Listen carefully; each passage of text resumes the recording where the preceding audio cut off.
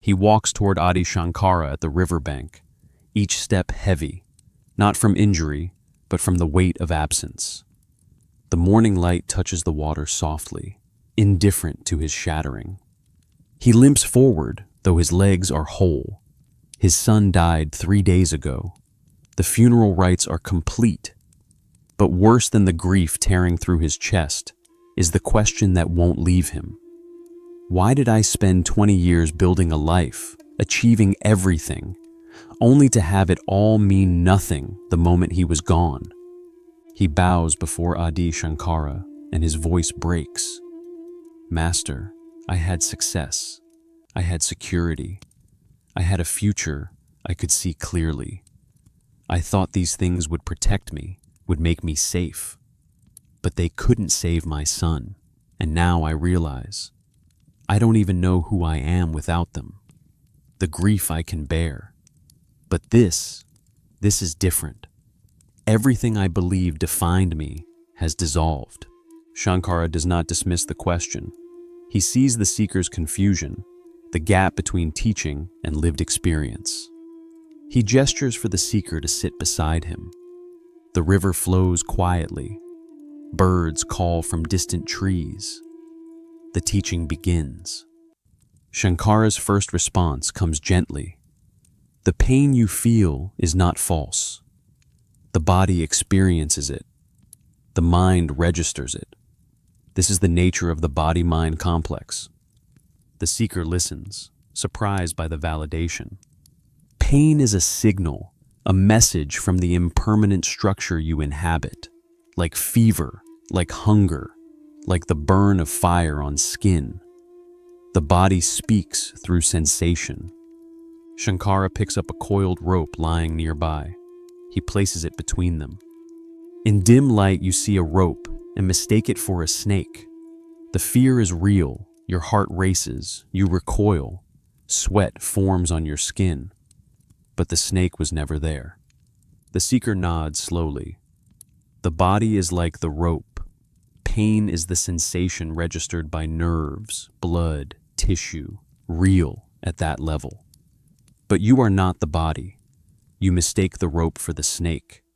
You mistake the body for the self that suffers. Shankara pauses, letting the analogy settle. When you sleep deeply, where is the pain?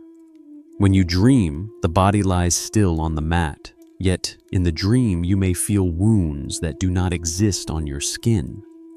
Which pain is real? The one in the dream or the one in waking? The seeker considers this carefully. He remembers dreams where he ran from danger, felt injuries, woke gasping. In the dream, you believe you are running, falling, bleeding. The emotions are vivid. The fear grips you completely. But upon waking, you see, none of it touched you. The witness remained untouched. Shankara's voice becomes quieter, more direct. Pain belongs to the realm of the changing. The body is born, ages, decays. Pain is its language. But you are not the body, just as the dreamer is not the dream body that suffers imagined wounds. The seeker shifts, feeling the weight of absence pressing against his chest. The grief pulses with each breath. But Master, if I am not the body, why does this loss feel like it is happening to me? Why does it feel so personal, so mine? My son is gone, and I feel like I'm gone with him. Shankara meets his eyes with steady compassion. The question has arrived at the heart of the matter. The teaching deepens. Shankara's answer comes with quiet authority. Because you have forgotten what you are, you cling to the body and say, I am this. You cling to the mind and say, I am thinking, I am suffering. This is the illusion. He reaches down and picks up a small ornament from his traveling pouch. A simple gold ring. Look at this. A bracelet, a ring, a necklace. All are called by different names, but they are only gold. The forms change, the names change, but the essence remains. You see the ornament, and forget the gold. The seeker examines the ring, turning it in his palm. You see the body, the mind, the emotions, the pain, and you forget the consciousness that witnesses all of it. You mistake the ornament for the gold. You mistake the changing form for the unchanging essence. Shankara's voice becomes more penetrating. Bondage is created by misidentification. You think, I am the one who suffers. But suffering belongs to the body-mind. You are the awareness in which suffering appears and disappears, like clouds passing through the sky. The seeker feels something shift, but doubt remains. Master, if this is so, why does the illusion feel so powerful? Why can I not simply see through it? Shankara stands and walks toward the river's edge. He points to the horizon where heat waves shimmer. A traveler in the desert sees water on the horizon. He runs toward it, desperate, convinced it will quench his thirst. His mouth is dry, his body weak. The water seems so real, so close. But as he approaches, the water vanishes. It was never there, only light bending, creating an appearance. The seeker follows Shankara's gaze across the water. The separate self, the I that suffers, is like the mirage. It seems so real, so urgent, so undeniable. But when you look closely, when you inquire deeply, who is suffering, you find no one there. Only awareness remains, only the witness.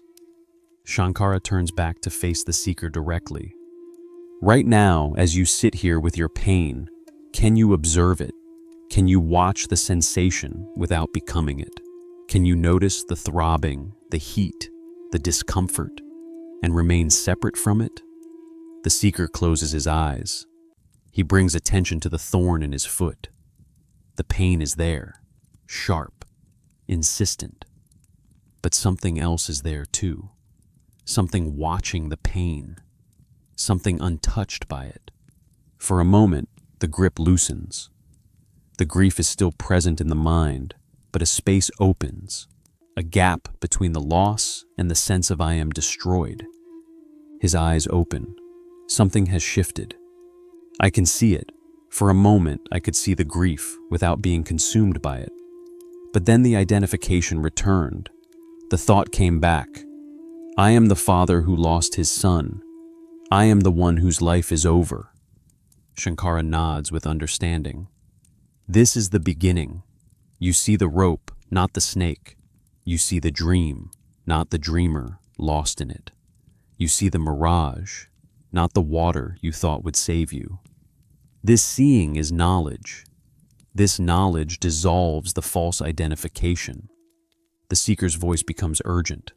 But Master, if I am the observer, the witness, what is this witness? Where does it reside? How can I know it more clearly? Shankara's expression softens. The final teaching approaches. He sits back down beside the seeker, closer now, as though preparing to share something intimate. The witness is not a location. It is not inside the body or outside. It is the essence, the substratum on which all experience appears. Shankara gestures upward to the vast sky above them. The witness is like the sky. Clouds come and go. Dark clouds, bright clouds, storm clouds. But the sky is never stained. The sky does not cling to the clouds or push them away. It simply is, always present, always unchanged. The seeker looks up, watching a single cloud drift across the blue expanse. Grief is a cloud. Joy is a cloud. Loss is a cloud. Thoughts, emotions, identities, all clouds passing through. But you are the sky, untouched, unchanging, ever present. Shankara's voice becomes softer, almost a whisper. The body feels pain because it is made of elements: earth, water, fire, air, space. These elements interact, and pain arises. This is natural. This is the law of the manifest world. But the witness does not interact. It does not age. It does not decay. It does not suffer. The seeker asks quietly, almost afraid of the answer, "Then why do I feel like I am suffering? Why does it feel so real, so mine?" Shankara replies with infinite patience, "Because you have not yet seen clearly. You still believe you are the body. You still believe you are the mind. This belief is Maya, not the world itself, but your confusion about what you are." He picks up a small stone and drops it into the river. Ripples spread outward, then fade. Do not fight the grief. Do not deny it. Simply observe. Ask yourself, who is aware of this loss? When you ask this question sincerely, you step back. You become the witness. And in that witnessing, the suffering dissolves, not because the grief is gone, but because the false identification is gone. The seeker feels a deep recognition stirring.